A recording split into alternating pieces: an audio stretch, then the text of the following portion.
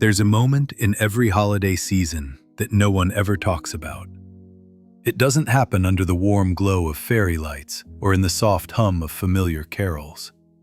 It happens in the quiet, in the thin space between one task and the next, in the moment she finally pauses long enough to feel something she's been trying to outrun.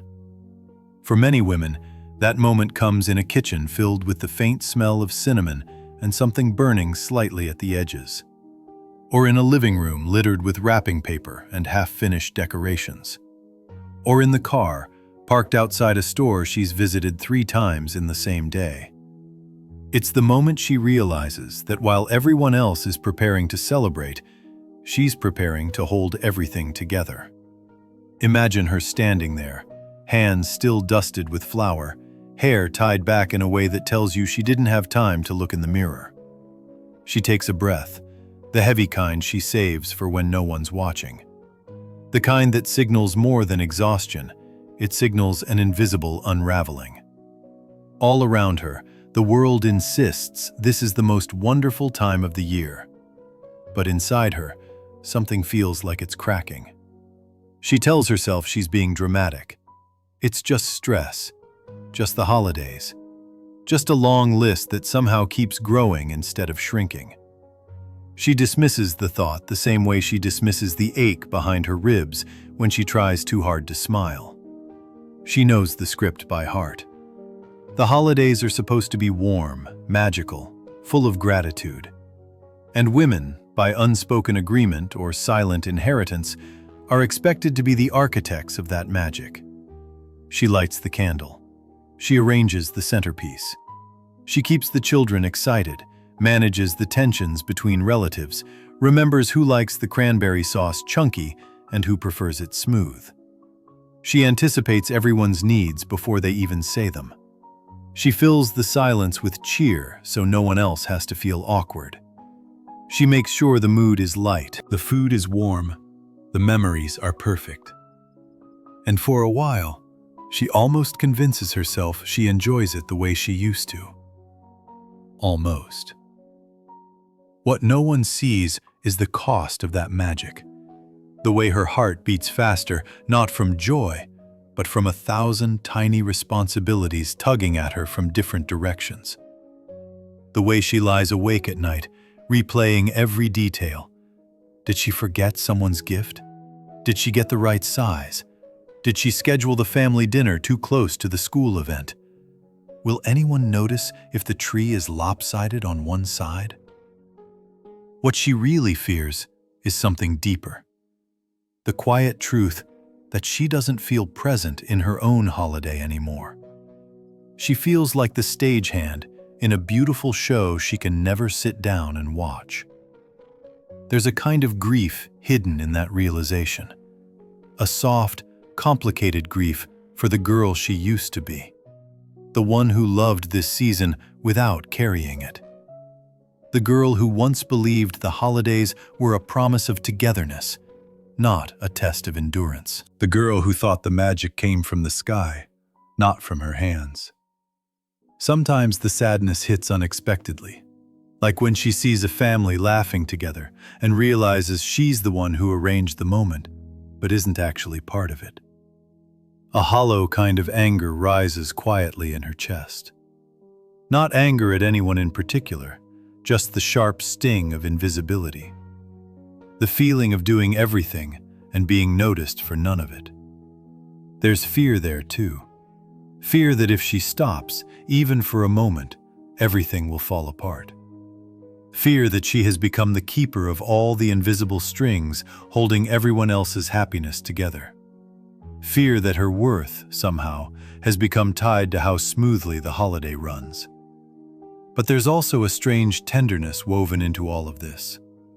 When she watches the kids tearing into wrapping paper or sees her partner laughing at something silly, she feels a warmth bloom in her chest. It's fleeting, but real. Proof that she still loves deeply, even when she's tired. Proof that her heart is still capable of softness, even when her spirit feels frayed. Still, something inside her whispers that it shouldn't hurt this much to make others happy. She swallows that thought because she doesn't want to disappoint anyone. She calls it weakness, or ungratefulness, or seasonal stress. But the truth is simpler. She's exhausted. Not the kind of exhaustion that sleep fixes, but the kind that comes from carrying an emotional load so heavy that even joy feels like work. And yet, she keeps going. Not because she has to, but because she's been taught by family, by culture, by the countless women who came before her, that being strong means being quiet about the hurt. That caring means doing more than she should. That love means emptying herself so others can feel full.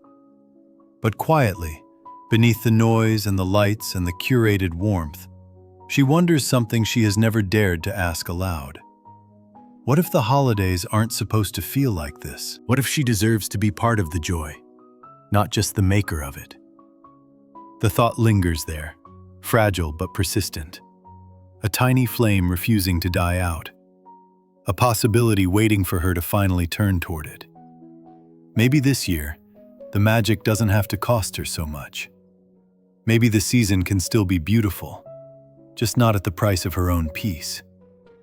Maybe the quiet exhaustion she carries isn't a flaw, but a signal. A sign that something needs to shift. Not just around her, but within her. And maybe, just maybe, this is the holiday where she learns that she is allowed to rest, allowed to breathe, allowed to feel joy without first earning it. A season where she finally steps out from behind the scenes and into the light she has spent years creating for everyone else. There's a particular kind of heaviness that settles into a woman's body long before December arrives. It doesn't announce itself loudly. It shows up quietly, like an unexpected chill that lingers even when the room is warm. She feels it when she reaches for her planner and realizes she's already behind on a holiday that hasn't even begun. She feels it when someone casually asks, "So what's the plan this year?" As if the plan writes itself, as if the universe whispers the details directly into her mind. The weight grows slowly, gathering in the spaces between her breaths. She notices it when she wakes up earlier than usual, her mind already running, already calculating, already preparing. There's a tenderness in her chest that tightens each time she thinks of everything she must remember. A recipe she hasn't made in months. A shipping deadline that sneaks up faster every year. A nephew's new allergy. A relative's fragile feelings. A tradition that no one really loves anymore, but expects her to keep alive. She tells herself it's fine. She's done it before. She'll do it again. But deep inside, there's a quiet frustration that simmers when she realizes she is the only one who sees the invisible architecture that holds the holiday together. Everyone else just walks through it, admiring the beauty, complimenting the atmosphere, marveling at how everything feels so effortless this year. Effortless. The word stings in a way she can't admit out loud, because she knows how much effort it takes, how much of herself she pours into making everything feel light for everyone else. And a small, sharp sadness curls inside her ribs. She wonders why no one ever asks, "Who makes it effortless for you?" The truth is, she notices things before anyone else does. She sees the bare spot on the tree where an ornament should go. She senses the tension rising between two relatives before a word is spoken. She anticipates the meltdown that will come if the cookies aren't cut into the right shapes. She remembers the small rituals that matter to each person, even when those people don't remember them for her. This constant watching, anticipating, adjusting this mental choreography is a dance she performs without recognition. It's emotional labor disguised as love. And while part of her genuinely treasures caring for the people she loves, another part of her aches from the effort it takes to keep everyone comfortable. She tries not to be resentful, but resentment is sneaky. It slides into her thoughts while she's tying the last ribbon on a gift. It whispers to her when she finds herself cleaning up after everyone has gone to bed. It curls in her stomach when she sees her partner resting on the couch, blissfully unaware that the stockings didn't hang themselves and the groceries didn't magically appear in the pantry. There is anger hiding inside her, soft, trembling anger. Not because she doesn't love her family, but because she feels unseen by them. Because somewhere along the way, caring became synonymous with carrying. And she carries too much.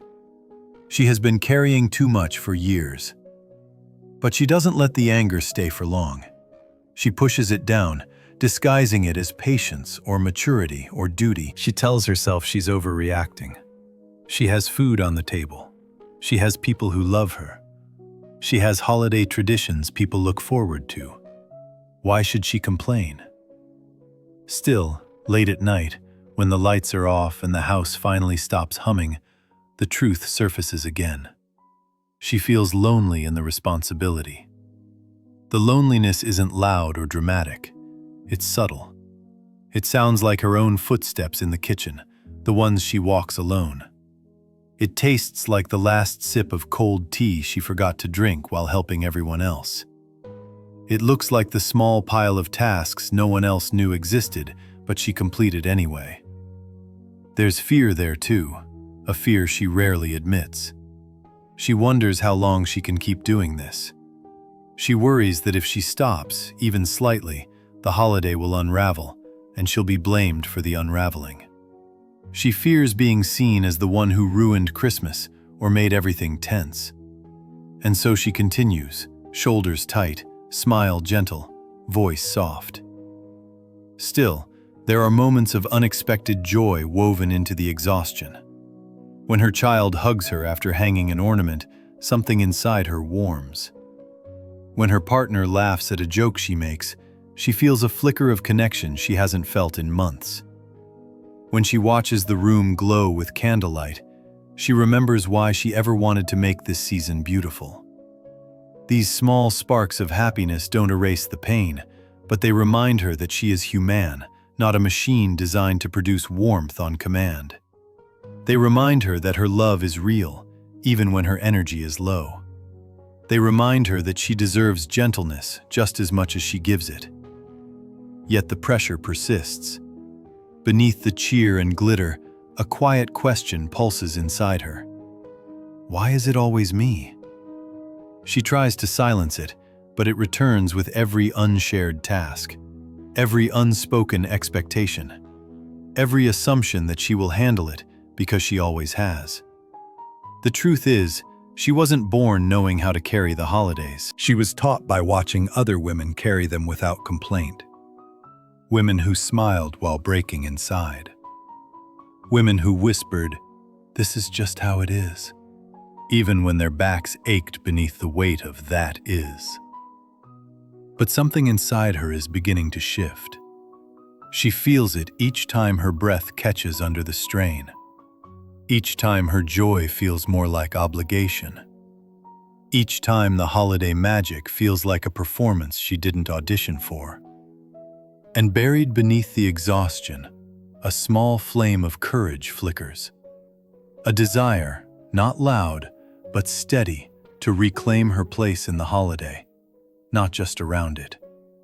A desire to be included in the warmth she creates, instead of standing at the edge of it. A desire for a version of the season where she doesn't have to disappear in order for others to feel held.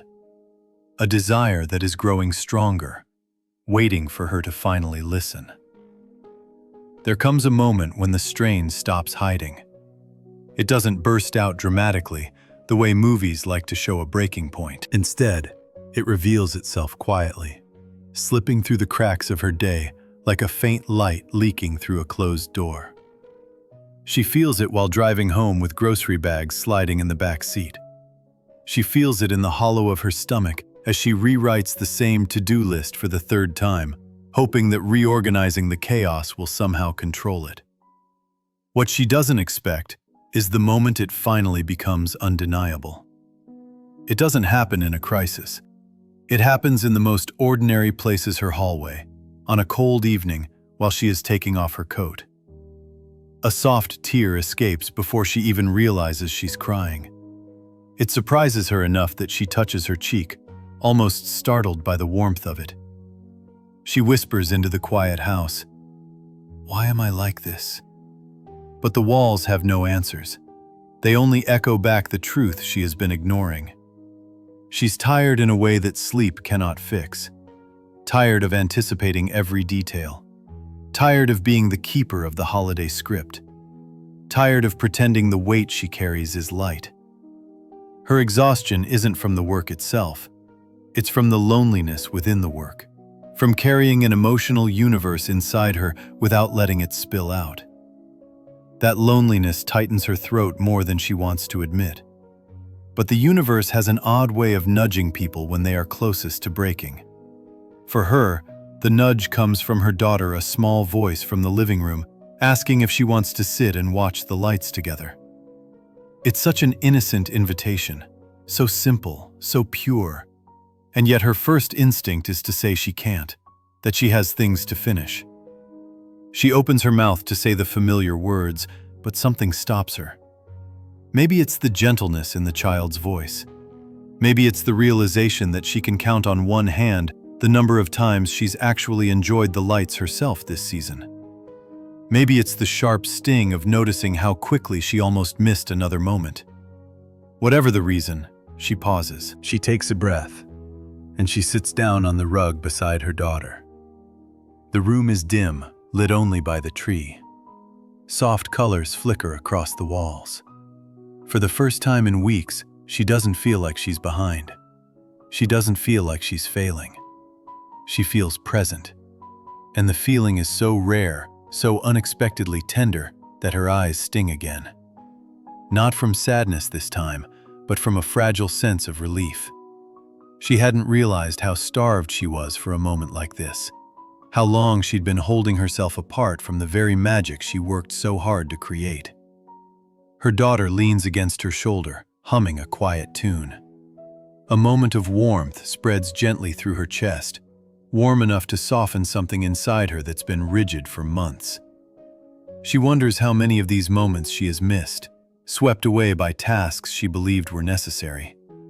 She wonders how her life became a series of responsibilities instead of experiences. And she wonders whether anyone else sees how hard she is trying. A flicker of anger rises again. Not the loud kind, but a simmering ache. She thinks of the people who show up expecting joy without ever thinking about where that joy comes from. She thinks of the careless comments, the assumptions that she'll handle it, the way tasks magically migrate toward her simply because she is the one who always notices. The unfairness of it presses against her ribs, sharp enough to make her breath catch.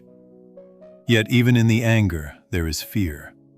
A fear that if she admits how overwhelmed she is, people will see her as ungrateful or dramatic. A fear that if she stops doing so much, the holiday will falter and everyone will think she has failed. A fear that she is the glue holding everything together, and that loosening her grip will disappoint the people she loves most. But sitting there, with the quiet glow of the lights dancing across her daughter's face, she begins to sense something she has forgotten. A truth that has been buried under layers of obligation. A truth that feels like both a revelation and a return home. She was never meant to hold this much alone.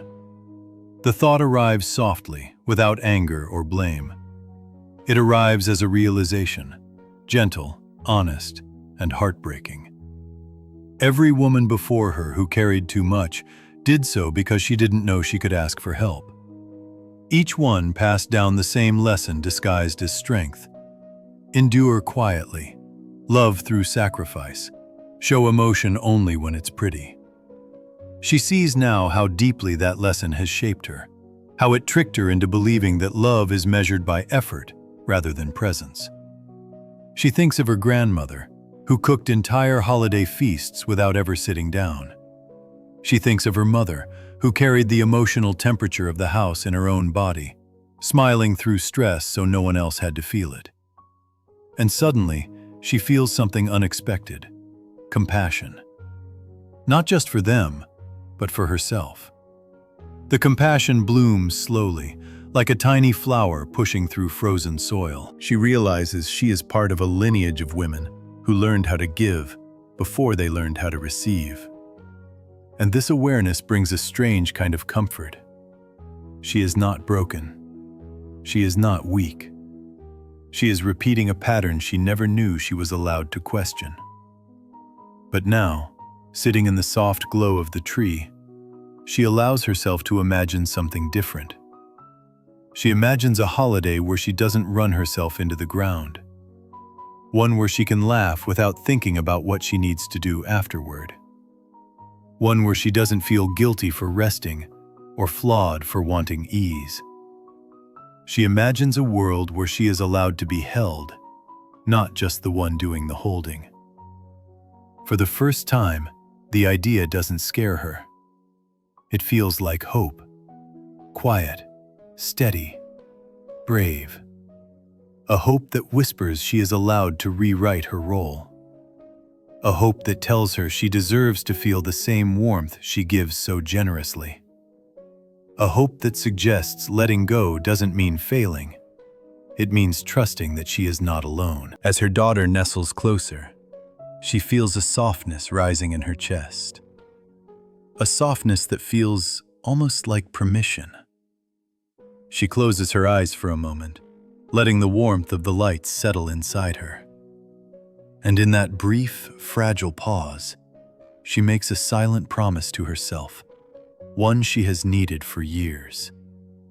She will not keep disappearing to make others shine. Not this year. Not anymore. There's a particular kind of courage that doesn't look like courage at all. It doesn't roar or rise dramatically the way movies suggest bravery should. It doesn't sweep in like a storm.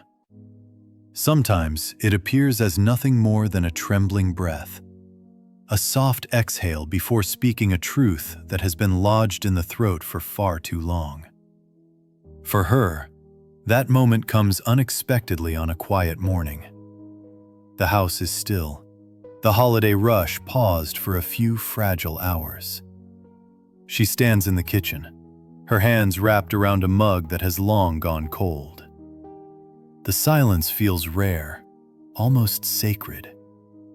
It gives her just enough room to hear her own thoughts, the ones that usually get drowned out by responsibility.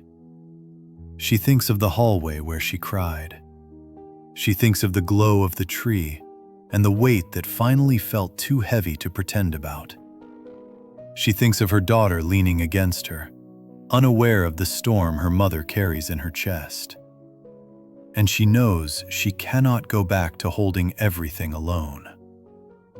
There is fear in the knowing. A fear shaped by years of being the dependable one, the steady one, the woman who doesn't rattle. The fear whispers that if she speaks up, she will ruin the mood, disrupt the balance, become the problem instead of the solution. It whispers that good women don't ask for help. They simply endure. She presses her fingertips against the ceramic mug, grounding herself against the old belief that has held her hostage for years. A quiet anger rises, gentle but firm.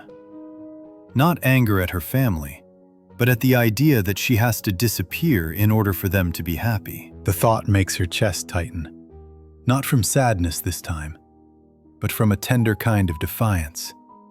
She deserves to be seen. The realization is sharp, like an inhale after being underwater for too long. It shakes something deep within her, and once she feels it, she cannot unfeel it. When her partner walks into the kitchen a few minutes later, rubbing sleep from tired eyes, she feels her courage stir again. Not loudly, but steadily. She watches him open the fridge, pull out the milk, pour himself a glass. He doesn't notice the way she's watching him. He doesn't notice the strain sitting in her shoulders, the exhaustion beneath her skin. And maybe that's part of the problem. He's never been taught to look. She sets her cup down gently, willing her voice not to shake.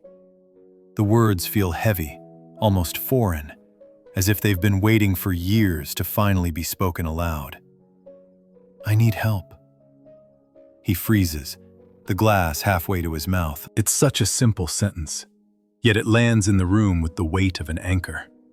She almost apologizes for it. Old habits tug at her, urging her to soften, to cushion, to make it easier for him. But she resists the urge. She keeps her gaze steady, even as fear flickers in her ribs. At first, he looks confused. Not defensive, not dismissive, just surprised, as if it never occurred to him that she needed anything at all. And that moment alone breaks her heart a little. The fact that she has been so competent, so quietly resilient, that even the people closest to her forgot she has limits. He puts the glass down slowly. "What do you mean?" he asks, but the question isn't careless. It's cautious, like he's opening a door he didn't know existed. Her voice catches slightly as she answers. "I can't keep doing the holidays this way. I'm overwhelmed. I feel like I'm carrying everything." Her throat tightens, but she pushes through it. "I feel invisible." The word hangs in the air like a confession. Invisible. She didn't plan to say it, but now that it's out, she feels the raw truth of it. She feels the ache behind it, the longing, the years of being the one who smooths over every rough edge until the edges inside her become jagged. He takes a step closer. The softness in his eyes surprises her. A quiet guilt flickers across his face, not the explosive kind, but the heavy, sinking realization of someone who didn't know they were hurting the person they love. "I didn't realize," he says, barely above a whisper. The tears come again, but they're different this time. They are not tears of collapse. They are tears of release. Tears of being heard for the first time in a very long time.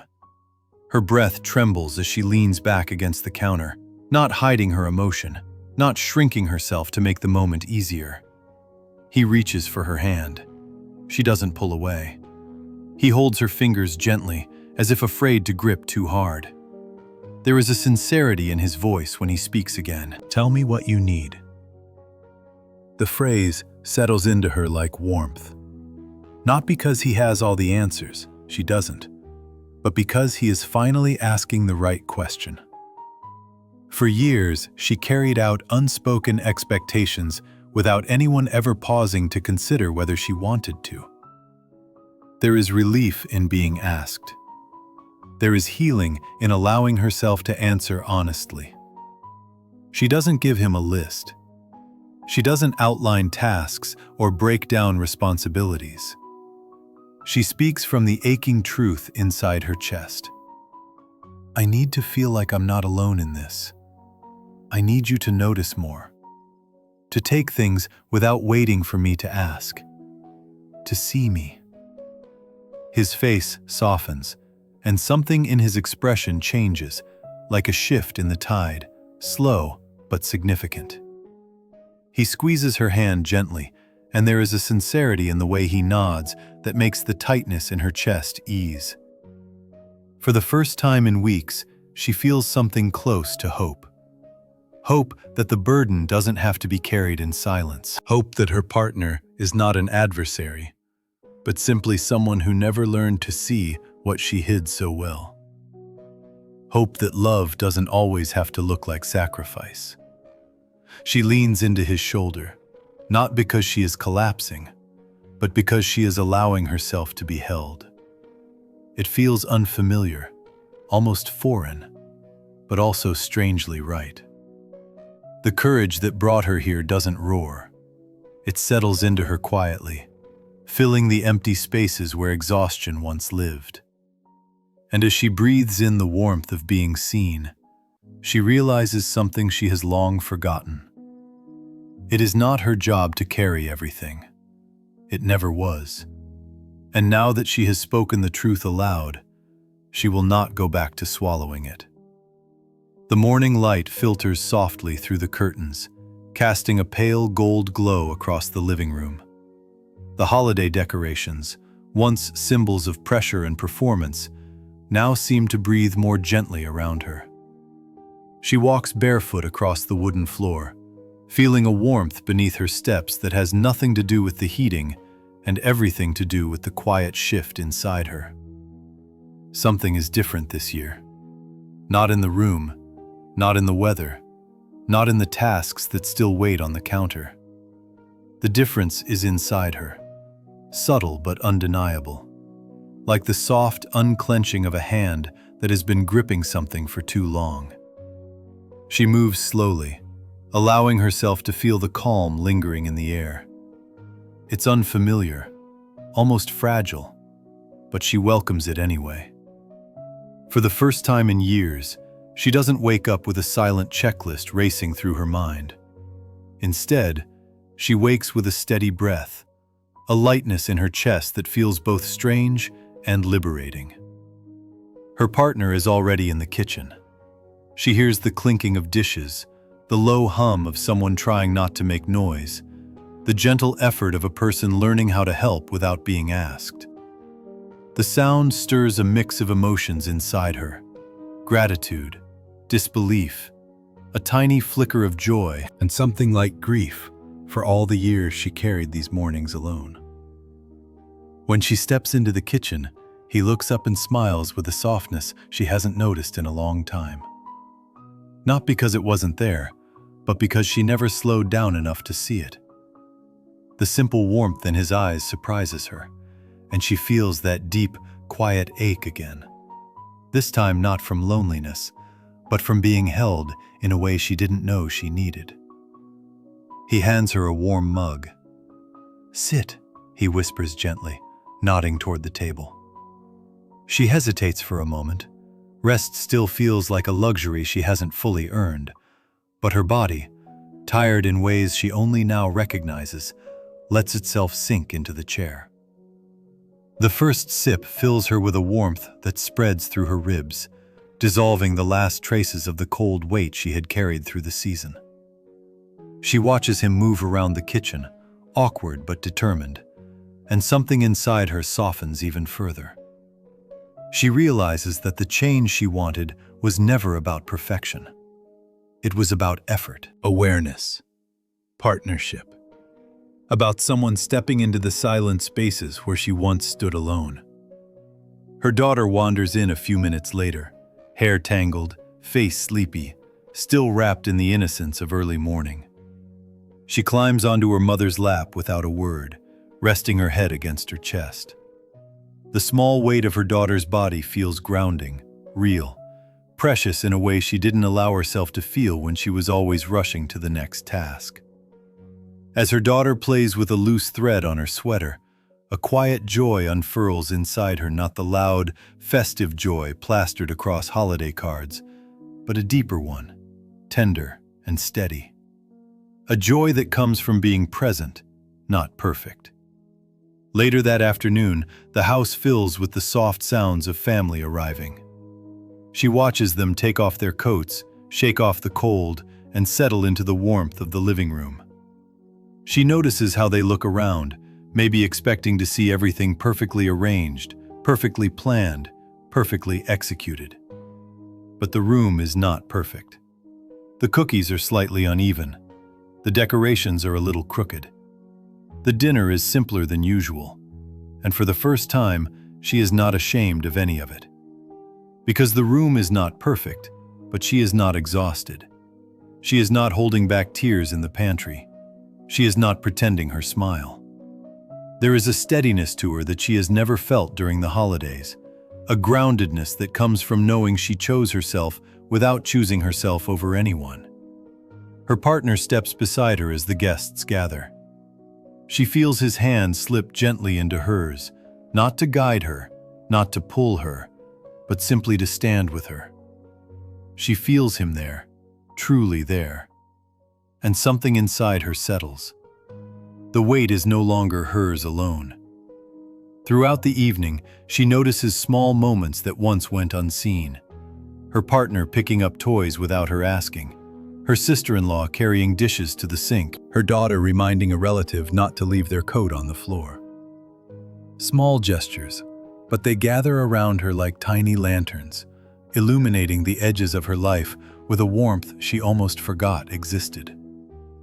When laughter fills the room, it doesn't feel like something she crafted, it feels shared. When conversations flow, she doesn't feel responsible for keeping them alive. She sits on the couch, legs tucked beneath her, listening to the rhythm of people enjoying each other without depending entirely on her orchestration. This, she realizes, is what it feels like to belong to the holiday instead of just keeping it alive. But the moment that anchors itself deepest in her heart comes later in the evening. She steps into the hallway for a breath of quiet. She isn't overwhelmed, she isn't escaping, she simply wants a pause. And as she stands there, leaning gently against the wall, her partner finds her. He wraps his arms around her tightly, not possessively, but with a tenderness that says he sees the woman behind the responsibilities, behind the lists, behind the quiet strength she carried for far too long. "You look peaceful," he whispers. She closes her eyes and lets the words settle into her. For the first time in her adult life, she believes him. Peace used to feel like a distant dream, something reserved for after the work was done. But now, here in the soft hush of the evening, she feels it blooming inside her slow, steady, real. She thinks of the years she gave away to perfection, to quiet endurance, to unspoken expectations. She feels sorrow for the woman she used to be, unseen, overstretched, unheard. But she also feels a rising pride for the woman standing here now, the one who chose honesty over silence, vulnerability over performance, partnership over martyrdom. She returns to the living room, and when her daughter looks up and smiles, she feels it fully. Not as the woman who made the magic happen, but as the woman who finally let herself feel it. The season hasn't changed. She has. And in allowing herself to be human, imperfect, deserving, tender, she has given her family something far more valuable than a flawless holiday. She has given them a mother who is present, a partner who is connected, a woman who is whole. And that, she realizes, is the real warmth of the season. The warmth she no longer has to hide behind.